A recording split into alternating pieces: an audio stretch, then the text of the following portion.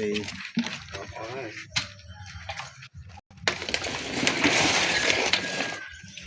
nó ngủ không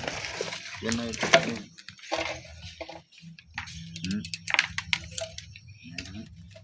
nấu đó miếng nó nụ một ba đây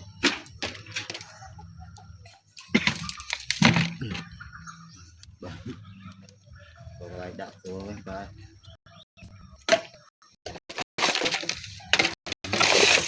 không biết ở đây thơm thơm lấy cay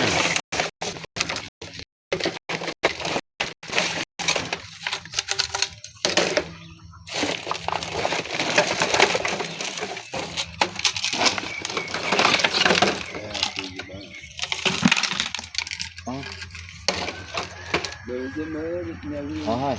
đang làm